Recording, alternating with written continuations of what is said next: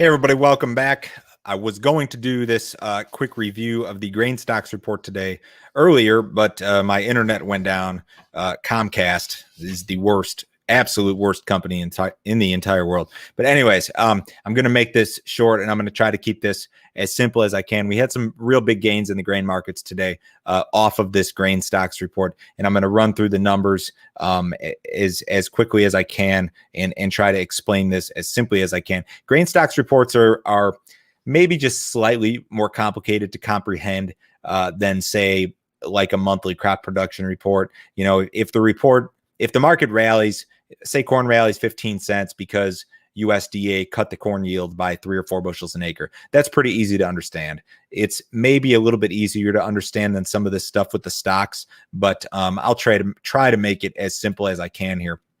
So this is what I'm looking at here is basically a breakdown of grain stocks on farm, off farm, and total. We're going to focus just on the total here. I'm not overly concerned with the on farm versus off farm numbers.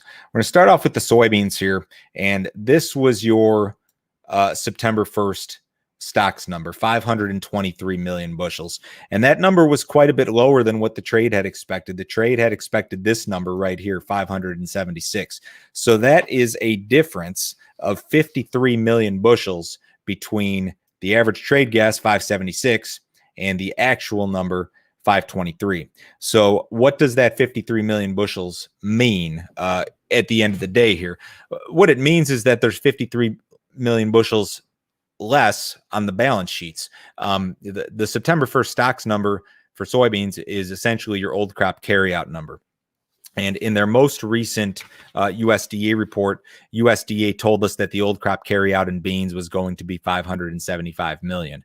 And that 575 million is carried into the new crop balance sheet as beginning stocks. So when I say this is an old crop report, I mean, yeah, it's an update on the old crop situation, but old crop ending stocks equal new crop beginning stocks. So in the case of soybeans here, USDA has essentially just shaved 53 million bushels off the balance sheet, which is significant.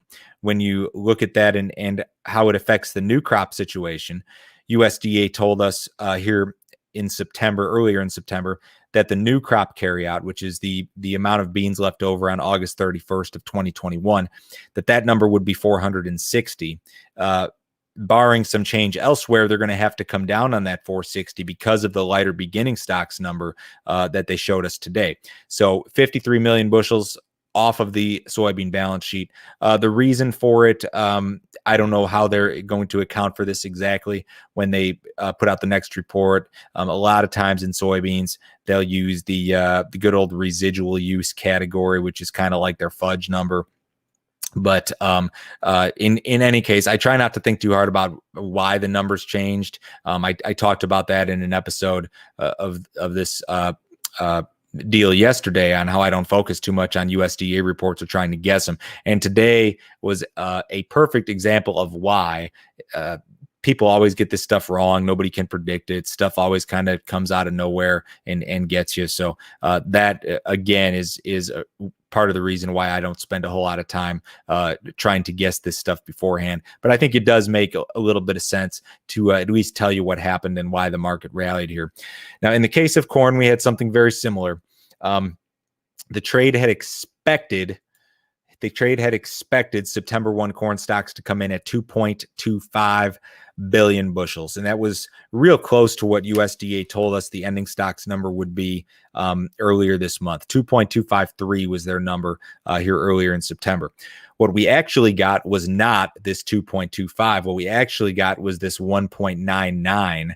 And that's a difference of 255 million bushels from the trade guess, which was wrong, to the actual number. That's a difference of 255 million bushels. So as with soybeans, we are cutting bushels off the balance sheet. We now have a much lighter old crop carryout number below 2 billion bushels.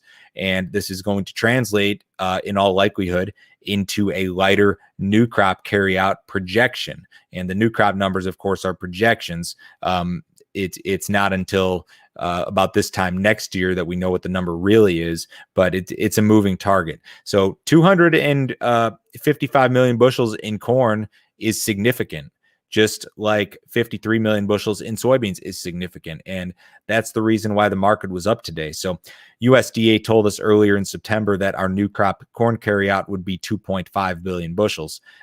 That's probably not going to be the number on October 9th when they update this stuff, because they're going to have to use that new beginning stocks number, which was just cut by 255 million bushels. So you're assuming that nothing else changes, which is probably not what happens. But if you're to assume that nothing else changes, we've just taken 255 million bushels off of the new crop carryout. So you're not 2.5 anymore.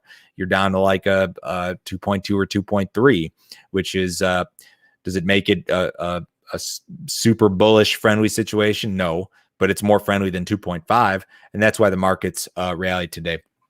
We had something similar in wheat, maybe not as drastic, but the wheat stocks were expected to come in at 2.242. They ultimately came in at 2.158. That's a difference of 84 million bushels. 84 million bushels is still significant, not quite as significant as the corn number or the soybean number necessarily, but it was certainly enough to help the wheat, which arguably had the best performance today.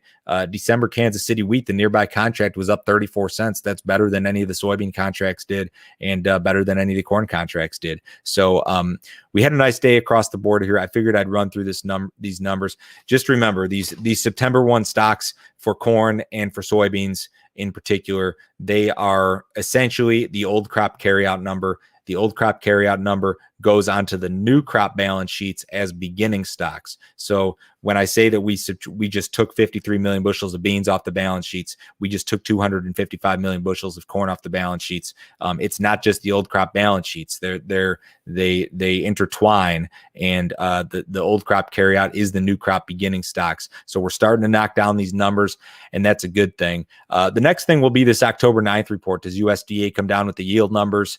Do they increase some of the demand numbers? Do we get even more help in terms of knocking these carryout numbers down and knocking down these stocks to use ratios?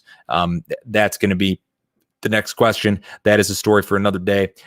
Thank you for watching here. I figured I'd do a quick update. I will catch you guys same time tomorrow.